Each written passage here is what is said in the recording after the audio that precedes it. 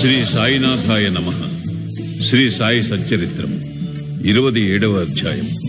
భాగవతము విష్ణు సహస్రనామములనిచ్చి అనుగ్రహించుట, దీక్షిత యొక్క విఠల్ దర్శనము, గీతా రహస్యము, కాపర్డే దంపతులు. బాబా మత గ్రంథములను తమ స్వహస్తములతో స్పృశించి పవిత్రము చేసి వారిని తమ భక్తులకు పారాయణము కొరకు ప్రసాదించుట మొదలగునవి ఈ అధ్యాయములో చెప్పుకుందాము. మానవుడు సముద్రములో మునుగకనే అన్ని తీర్థములలోనూ పుణ్య నదులలోనూ స్నానము చేసిన పుణ్యము లభించును. అటులనే మానవుడు సద్గురుని పాదారవిందములను ఆశ్రయింపగనే త్రిమూర్తులకు అనగా బ్రహ్మ విష్ణు మహేశ్వరులకు నమస్కరించిన ఫలముతో పాటు పరబ్రహ్మమునకు నమస్కరించిన ఫలితము కూడా లభించును. కోరికలను నెరవేర్చు కల్పతరువు, జ్ఞానమునకు సముద్రమును, మనకు ఆత్మ సాక్షాత్కారమును కలుగు చేయనట్టి శ్రీ సాయి మహారాజుకు జయమగుగాక. ఓ సాయి, నీ కథలందు శ్రద్ధను కలుగు చేయము. చాతకపక్షి మేఘజలము తాగి ఎట్లు సంతసించునో అటులనే నీ కథలను చదువువారును వినువారును మిక్కిలి ప్రీతితో వారిని గ్రహింతురుగాక. నీ కథలు వినినప్పుడు వారికి వారి కుటుంబములకు సాత్విక భావములు కలుగునుగాక. వారి శరీరములు చమరించుగాక. వారి నేత్రములు కన్నీటిచే నిండుగాక. వారి ప్రాణములు స్థిరపడుగాక. వారి మనస్సులు ఏకాగ్రమగుగాక. వారికి గగుర్పాటు కలుగుగాక. వారు వెక్కుచూ ఏడ్చి వణకెదరుగాక. వారిలో గల వైషమ్యములు తరతమ భేదములు నిష్క్రమించుగాక. ఇట్లు జరిగినచో గురువుగారి కటాక్షము వారి పైన ప్రసరించినదనుకునవలెను. ఈ భావములు నీలో కలిగినప్పుడు గురువు మిక్కిలి సంతసించి ఆత్మసాక్షాత్కారమునకు దారి చూపును. ఈ మాయాబంధముల నుండి స్వేచ్ఛ పొందుటకు బాబాను హృదయపూర్వకముగా శరణాగతి వేడవలను. వేదములు నిన్ను మాయి అనే మహాసముద్రమును దాటించలేవు. సద్గురువే ఆ పని చేయగలడు. సర్వజీవకోటి యందును భగవంతుని చూచునట్లు చేయగలరు. గ్రంథములను పవిత్రము చేసి కానుకగా నిచ్చుట.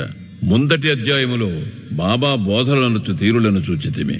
అందులో ఇంకొక దానిని ఈ అధ్యాయములో చూచిదము. కొందరు భక్తులు మత గ్రంథములను పారాయణ చేయుటకు బాబా చేతికిచ్చి బాబా పవిత్రము చేసిన పిమ్మట వానిని పుచ్చుకొనిటివారు. అట్టి గ్రంథములు పారాయణ చేయునప్పుడు బాబా తమతో ఉన్నట్లు భావించడివారు. ఒకనాడు కాకా మహాజని ఏకనాథ భాగవతమును తీసుకుని షిరిడీకి వచ్చాను. శ్యామ ఆ పుస్తకమును చదువుటకై తీసుకుని మసీదుకు పోయాను. అచ్చట బాబా దానిని తీసుకుని చేతితో తాకి కొన్ని పుటలను త్రిప్పి శ్యామాకిచ్చి దానిని తన వద్ద ఉంచుకొమ్మనెను. అది కాకా పుస్తకమనియు అందుచే దానిని అతనికి ఇచ్చివేయవలెననియు శ్యామా చెప్పాను. కాని బాబా, దానిని నేను నీకిచ్చి తిని దానిని జాగ్రత్తగా నీ వద్ద ఉంచుకొనుము, అది నీకు పనికి వచ్చును అనేది. ఈ ప్రకారముగా బాబా అనేక పుస్తకములు శ్యామా వద్ద నుంచెను.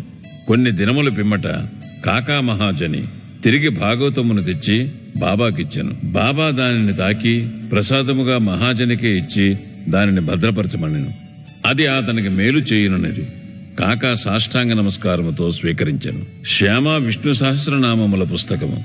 శ్యామ బాబాకు మిక్కిలి ప్రియభక్తుడు. బాబా అతనికి మేలు చేయి నిశ్చయించి విష్ణు సహస్రనామమును ప్రసాదముగా నిచ్చెను. దానిని ఈ క్రింది విధముగా జరిపెను. ఒకప్పుడు సమర్థ రామదాసు భక్తుడైన ఒక రామదాసి షిరిడీకి వచ్చాను. కొన్నాళ్లు అక్కడుండాను. ప్రతిరోజు ఉదయమే లేచి ముఖము కడుగుకొని స్నానము చేసి పట్టుబట్టలు ధరించి విభూతి పూసుకొని విష్ణు సహస్రనామమును అధ్యాత్మ రామాయణమును శ్రద్ధతో పారాయణ చేయుచుండాను. అతడి గ్రంథములు అనేక సార్లు పారాయణ చేశాను. కొన్ని దినముల పిమ్మట బాబా శ్యామాకు మేలు చేయి నిశ్చయించి విష్ణు సహస్రనామ పారాయణము చేయింపదలచెను. కావున రామదాసుని పిలిచి తమకు కడుపు నొప్పిగా ఉన్నదనియు సోనాముకు తీసుకున్నదే నొప్పి తక్కదనియు కనుక బజారుకు పోయి ఆ మందును తీసుకుని రమ్మని కోరెను. పారాయణము ఆపి రామదాసి బజారుకు పోయెను. బాబా తమ గద్దె దిగి రామదాసి పారాయణ చేయి స్థలమునకు వచ్చి విష్ణు సహస్రనామ పుస్తకమును తీసుకుని తమ స్థలమునకు తిరిగి వచ్చి ఇట్లనెను. ఓ శ్యామ, ఈ గ్రంథము మిగుల విలువైనది, ఫలప్రదమైనది కనుక నీకిది బహూకరించుచున్నాను. నీవు దీనిని చదువుము. ఒకప్పుడు నేను మిగుల బాధపడి తిని నా హృదయము కొట్టుకొనెను. నా జీవితము అపాయములో నుండెను. అట్టి సందిగ్ధ స్థితి యందు నేను ఈ పుస్తకమును నా హృదయమునకు హత్తుకొంటిని. శ్యామ, అది నాకు గొప్ప మేలు చేసెను. అల్లాయే స్వయముగా వచ్చి బాగు చేసినని అనుకుంటుని. అందుచే దీనిని నీకిచ్చుచున్నాను. దీనిని కొంచెము ఓపికగా చదువుము. రోజునకు ఒక నామము చదివినను మేలు కలుగు చేయును. శ్యామ తనకు ఆ పుస్తకం అక్కరలేదు అనేను. ఆ పుస్తకము రామదాసిది. అతడు పిచ్చివాడు, మొండివాడు, కోపిష్టి కావున వానితో కయ్యము వచ్చును అనెను. మరియు తాను అనాగరికుడొకటిచే దేవనాగరి అక్షరములు చదువులేను అనెను. వినోదార్థము తనకు రామదాసితో బాబా కయ్యము కలుగు చేయుచున్నాడని శ్యామ అనుకుననే గాని బాబా తనకు మేలు కలుగు చేయుచున్నాడని అనుకునలేదు. బాబా ఈ సహస్రనామమనే మాలను శ్యామ మెడలో వేయ నిశ్చయించెను. అతడు అనాగరికుడైనప్పటికీ బాబాకు ముఖ్య భక్తుడు. బాబా ఈ ప్రకారం అతనిని ప్రపంచ బాధల నుండి తప్పించగోరెను. భగవన్నామ ఫలితము అందరికీ విషిద్ధమే. సకల పాపముల నుండి, దురాలోచనల నుండి, చావు పుట్టుకుల నుండి అది మనలను తప్పించును. దీనికంటే సులభమైన సాధనము ఇంకొకటి లేదు. అది మనస్సును పావనము చేయుటలో మిక్కిలి సమర్థమైనది. దానికి ఎట్టి తంతు కూడా అవసరము లేదు. దానికి నియమములేమీయూ లేవు.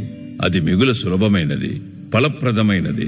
శ్యామాకు ఇష్టము లేనప్పటికీ వానిచే దానిని అభ్యసింపచేయవలనని బాబాకు దయ కలిగెను. కనుక దానిని బాబా వానిపై బలవంతముగా రుద్దెను. ఆ ప్రకారముగానే చాలా కాలము క్రిందట ఏకనాథ మహారాజు బలవంతముగా విష్ణు సహస్రనామము ఒక బీద బ్రాహ్మణునిచే పారాయణ చేయించి వానిని రక్షించెను. విష్ణు సహస్రనామ పారాయణ చిత్తశుద్ధికి ఒక విశాలమైన చక్కటి మార్గము. కాన దానిని బాబా శ్యామాకు బలవంతముగా ఇచ్చెను. రామదాసి త్వరలో సోనాముఖి తెచ్చెను. అన్నా చించనీకర్ అక్కడనే ఉండెను.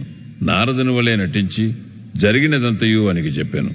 రామదాసి వెంటనే కోపముతో మండిపడెను. కోపముతో శ్యామాపై పడి శ్యామాయే కడుపు నొప్పి సాకుతో బాబా తనను బజారునకు పంపునట్టు చేసి ఈ లోపల పుస్తకమును తీసుకొనెనని అనెను. శ్యామాను తిట్టనారంభించాను. పుస్తకము ఈయనచో తల పొగలు కొట్టుకుందునెను. శ్యామ నెమ్మదిగా జవాబిచ్చాను. కాని ప్రయోజనము లేకుండాను. అప్పుడు దయతో బాబా రామదాసితో ఇట్లు పలికెను. ఓ రామదాసి, ఏమి సమాచారము? ఎందులకు చిరాకు పడుచున్నావు? శ్యామ మనవాడు కాడా? అనవసరముగా వాని నేల తిట్టెదవు. ఎందుకు జగడమాడుచున్నావు? నెమ్మదిగా ప్రేమతో మాటలాడలేవా? ఈ పవిత్రమైన గ్రంథములను నిత్యము పారాయణ చేయుచుంటివి గాని ఇంకనూ నీ మనస్సు అపవిత్రముగాను అస్వాధీనముగాను ఉన్నట్లున్నది. నీ వెట్టి రామదాసివయ్యా, సమస్త విషయములందు నీవు నిర్మలముగా నుండవలను. నీవా పుస్తకమును అంతగా అభిలషించుట వింతగానున్నది. నిజమైన రామదాసికి మమత కాక సమతయుండవలను. ఒక పుస్తకము కొరకు శ్యామతో పోరాడుచున్నావా? వెళ్ళు, నీ స్థలములో కూర్చునము. ధనమిచ్చిన పుస్తకములు అనేకములు వచ్చును, కానీ మనుష్యులు రారు. బాగా ఆలోచించు, తెలివిగా ప్రవర్తింపుము. నీ పుస్తకము విలువ ఎంత? శ్యామకు దానితో ఎట్టి సంబంధము లేదు.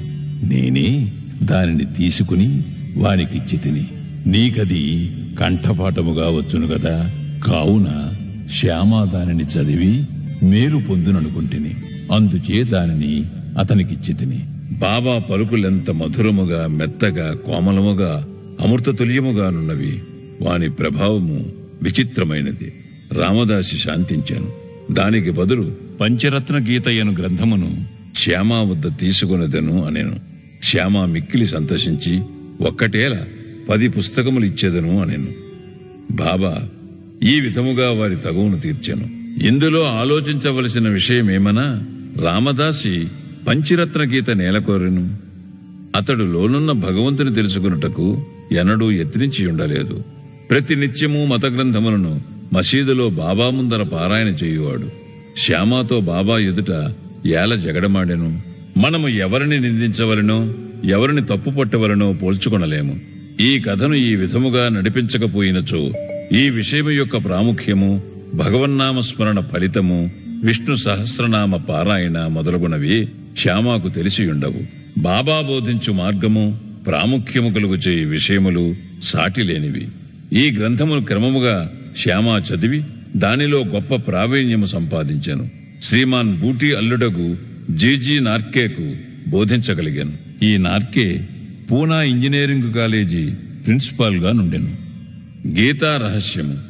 బ్రహ్మ విద్యను అధ్యయనము చేయువారిని బాబా ఎల్లప్పుడూ ప్రేమించువారు, ప్రోత్సహించువారు. ఇచ్చట దానికొక ఉదాహరణమిచ్చేదము. ఒకనాడు బాపూ సాహెబ్ జోగ్కు ఒక పార్సిల్ వచ్చాను. అందులో తిలక్ వ్రాసిన గీతా రహస్యముండెను. అతడు ఆ పార్సిల్ను తన చంకలో పెట్టుకుని మసీదుకు వచ్చెను. బాబాకు సాష్టాంగ నమస్కారము చేయుచున్నప్పుడు అది కింద పడెను. అదేమని బాబా అడిగెను. అక్కడనే దానిని విప్పి బాబా చేతిలో ఆ పుస్తకం ఉంచెను. బాబా కొన్ని నిమిషములు పుస్తకములోని పేజీలను త్రిప్పి తన జేబులో నుండి ₹1 తీసి పుస్తకంపై పెట్టి దక్షిణతో కూడా పుస్తకమును జోగును కందించుచు, దీనిని పూర్తిగా చదువుము, నీకు మేలు కలుగును అనిరి. కాపర్డే దంపతులు. కాపర్డేల వృత్తాంతముతో ఈ అధ్యాయమును ముగించెదము. ఒకప్పుడు కాపర్డే తన భార్యతో షిరిడీకి వచ్చి కొన్ని నెలలుండెను. దాదాసాహెబ్ కాపర్డే సామాన్యుడు కాడు. అమరావతిలో మిక్కిలి ప్రసిద్ధికెక్కిన ప్లీడరు, మిక్కిలి ధనవంతుడు, ఢిల్లీ కౌన్సిలులో సభ్యుడు, మిక్కిలి తెలివైనవాడు, గొప్ప వక్త. కాని బాబా ముందర ఎప్పుడూ నోరు తెరవలేదు. అనేక మంది భక్తులు పలుమారులు బాబాతో మాట్లాడిరి, వాదించిరి. కాని 3 మాత్రము కాపర్డే, నోల్కర్, బూటీ నిశ్శబ్దముగా కూర్చుండేవారు. వారు వినయ విధేయత, నమ్రతలు ఉన్న ప్రముఖులు. పంచదశని ఇతరులకు బోధించగలిగిన కాపర్డే బాబా ముందర మసీదులో కూర్చున్నప్పుడు నోరెత్తి మాట్లాడువాడు కాడు. నిజముగా మానవుడు ఎంత చదివినవాడైనను, వేదపారాయణ చేసినవాడైనను బ్రహ్మజ్ఞాని ముందర వెలవెలపోవును. పుస్తక జ్ఞానము బ్రహ్మజ్ఞానం ముందు రాణించదు. దాదాసాహెబ్ కాపర్డే 4 మాసములుండెను. కాని అతని భార్య 7 మాసములుండెను. ఇద్దరును షిరిడీలో నుండుటచే సంతసించిరి. కాపర్డే గారి భార్య బాబాయందు భక్తి శ్రద్ధలు కలిగి ఉండేది. ఆమె బాబాను మిగుల ప్రేమించుచుండెను. ప్రతిరోజు 12 గంటలకు బాబా కొరకు నైవేద్యము స్వయముగా తెచ్చుచుండెను. దానిని బాబా ఆమోదించిన తరువాత తాను భోజనము చేయుచుండెను. ఆమె యొక్క నిలకడను, నిశ్చల భక్తిని బాబా ఇతరులకు బోధించనించెను. ఆమె ఒకనాడు మధ్యాహ్న భోజన సమయమున ఒక పళ్ళెములో సాంజ, పూరి, అన్నము, పులుసు, పరమాన్నము మొదలుగున్నవి మసీదుకు తెచ్చెను. గంటల కొలది ఊరకనేయుండు బాబా ఆనాడు వెంటనే లేచి భోజన స్థలములో కూర్చుండి ఆమె తెచ్చిన పళ్ళెముపై ఆకు తీసి త్వరగా తిననారంభించాను. శ్యామ ఇట్లడిగాను, ఎందుకీ పక్షపాతము? ఇతరుల పళ్ళెములు నెట్టివైచెదవు, వాని వైపు చూడనైనా చూడవు. కాని దీనిని నీ దగ్గర గీడ్చుకుని తినుచున్నావు. ఈమె తెచ్చిన భోజనం ఎందుకంత రుచికరము? ఇది మాకు సమస్యగానున్నది. బాబా ఇట్లు బోధించాను. ఈ భోజనము యథార్థముగా మిక్కిలి అమూల్యమైనది. గత జన్మలో ఈమె ఒక వర్తకుని ఆవు. అది బాగా పాలిచ్చుచుండెను. అచ్చట నుండి నిష్క్రమించి ఒక తోటమాలి ఇంటిలో జన్మించెను. తదుపరి ఒక క్షత్రియుని ఇంటిలో జన్మించి ఒక వర్తకుని వివాహమాడాను. తరువాత ఒక బ్రాహ్మణుని కుటుంబములో జన్మించాను. చాలా కాలము పిమ్మట ఆమెను నేను చూచితిని. కావున ఆమె పళ్ళెము నుండి ఇంకను కొన్ని ప్రేమయుతముగు ముద్దలను తీసుకుని నిండు.